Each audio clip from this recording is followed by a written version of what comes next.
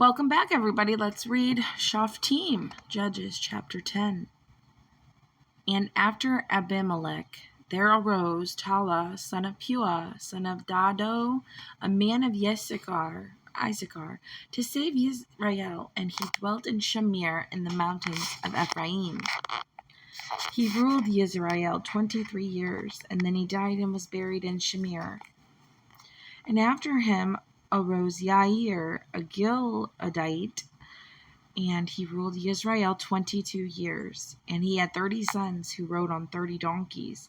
And they had 30 towns, which are called Havoth Yair to this day, which are in the land of Gilead. And Yair died and was buried in Camon.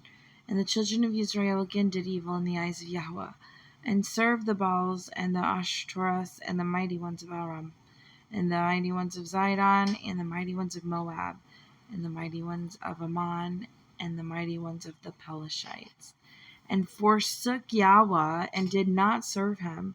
Therefore the displeasure of Yahweh burned against Israel, and he sold them into the hands of the Pelishites,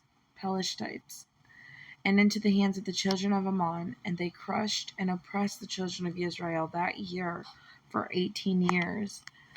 All of the children of Israel who were beyond the Jordan in the land of the Amorites and Gilead, and the children of Ammon passed over the Jordan to fight against Yehudah and against Benjamin and against the house of Ephraim, so that Israel had great distress.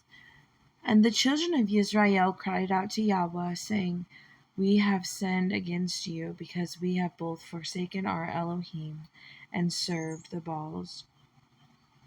And Yahweh said to the children of Israel, Was it not from the Mitzrites, and from the Amorites, and from the children of Ammon, and from the Pelishites, and the Zidonians, and Amalek, and Maon, when they oppressed you, and you cried out to me, and I saved you from their hand? But you have forsaken me, served other mighty ones, therefore I do not save you again. Go and cry out to the mighty ones which you've chosen. Let them save you in your time of distress. The children of Israel said to Yahweh, We have sinned. Do to us whatever is good in your eyes. Only deliver us today, please. So they put away the four mighty ones from their midst and served Yahweh, and his being was grieved with the trouble of Israel. Then the children of Ammon were called together and encamped in Gilead, and the children of Israel gathered together and encamped in Mizpah.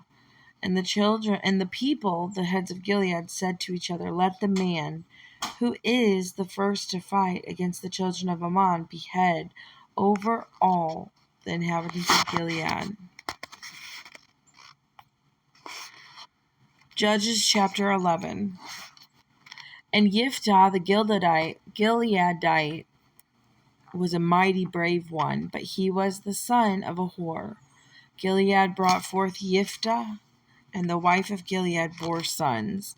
When his wife's sons grew up, they drove Yiftah out and said to him, You shall not have an inheritance in the house of our father. You are the son of another woman. Yiftah fled from his brothers and dwelt in the land of Tob, and worthless men banded together with Yiftah and went out with him. And it came to be some time later that the children of Ammon fought against Israel. And it came to be when the children of Ammon fought against Israel that the elders of Gilead went to bring Yiftah out of the land of Tob. And they said to Yiftah, Come, you shall be our commander, and let us fight against the children of Ammon. But Yiftah said to the elders of Gilead, Did you not hate me and drive me from my father's house? Why have you come to me now when you are in trouble?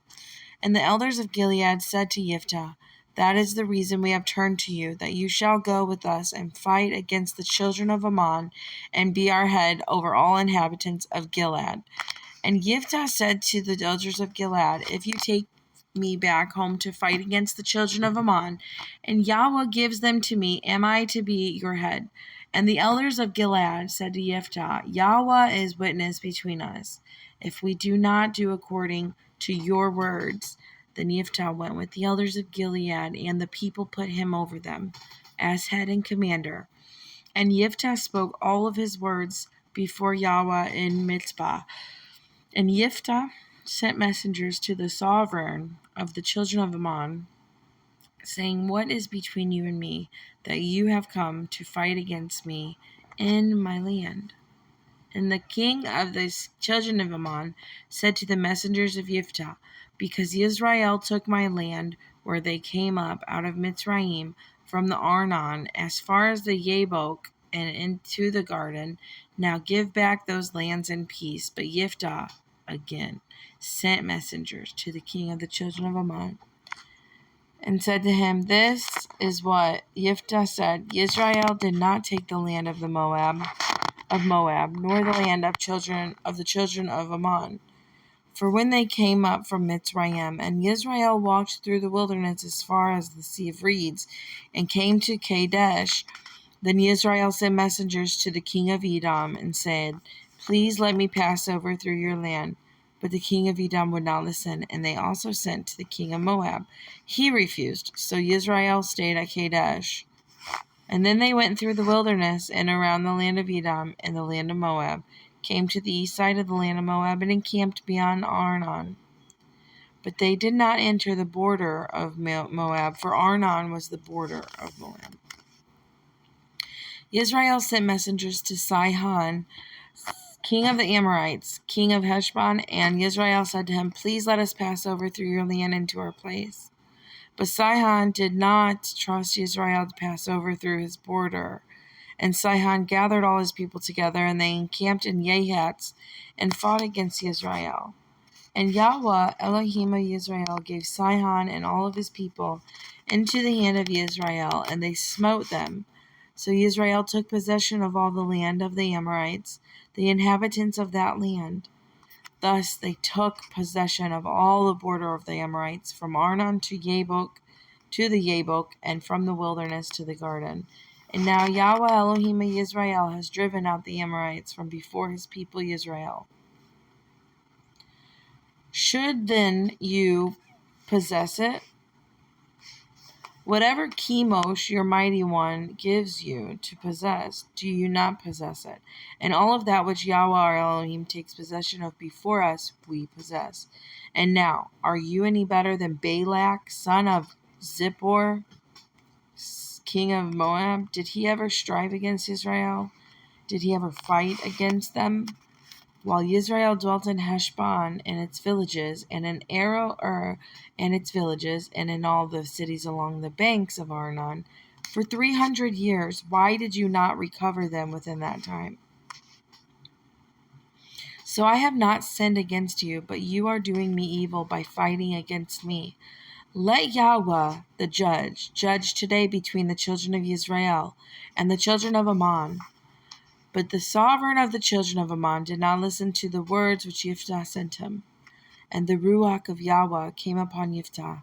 He passed through Gilead, and Manasseh passed through Mizpah of Gilead, and from Mizpah of Gilead he passed on towards the children of Ammon.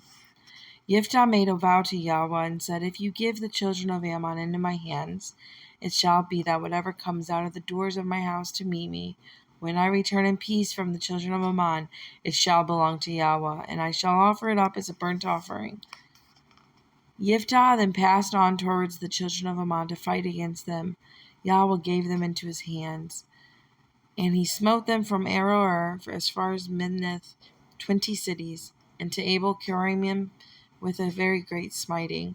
Thus the children of Ammon were humbled before the children of Israel. And Yiphtah came to his house at Mizpah, saw his daughter coming out to meet him with timbrels and dancing. Now except for her he had neither son nor daughter. And it came to be when he saw her that he tore his garments and said, Oh, my daughter, you have brought me very low.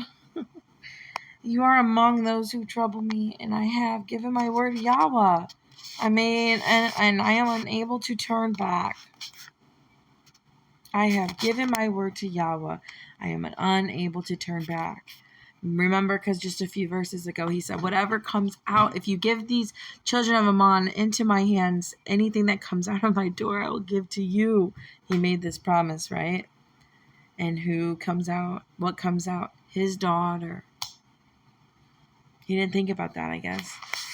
Verse 36. And she said to him, my father, if you have given your word to Yahweh, do to me according to what has gone out of your mouth, because Yahweh has taken vengeance for you upon your enemies, the children of Ammon. And she said to her father, let this be done for me. Let me alone for 2 months. Let me go and wander on the mountains and bewail my maidenhood, my friends and I. And then he said, go. He sent her away for 2 months, and she went with her friends and bewailed her maidenhood on the mountains. And it came to be at the end of 2 months that she returned to her father, and he did to her as he had vowed. She knew no man, and it became a law in Israel that the daughters of Israel went every year for 4 days to lament the daughter of Yifta, the Gileadite. Thank you for joining me reading those 2 chapters. I will be back again with chapter 12 in another video. Shalom, shalom. May Yah bless you, keep you, may his face shine upon you, be gracious to you. Shalom.